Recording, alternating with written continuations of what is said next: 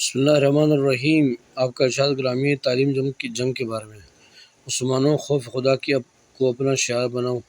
سکون و وقار کی چادر اوڑھ لو، دانتوں کو بیچ لو کہ اس سے تلواریں سروں سے اچٹ جاتی ہیں،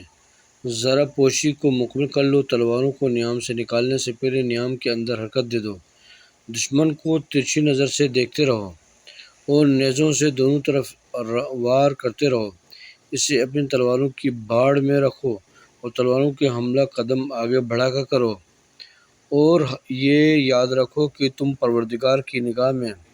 اور رسول اکرم صلی اللہ علیہ وسلم کے ابن ام کے ساتھ ہو، دشمن پر ہم مسلسل حملے کرتے رہو اور فرار سے شرم کرو کہ اس کا آر نسلوں میں رہ جاتا ہے اور اس کا انجام جہنم ہوتا ہے۔ اپنے نفس کو ہنسی خوشی خدا کے حوالے کر دو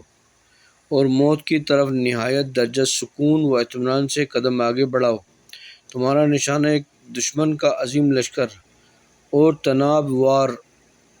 خیمہ ہونا چاہیے کہ اس کے وسط پر حملہ کرو کہ شیطان اسی کے ایک گوشے میں بیٹھا ہوا ہے، اس کا حال یہ ہے کہ اس نے ایک قدم حملہ کے لیے آگے بڑھا رکھا ہے۔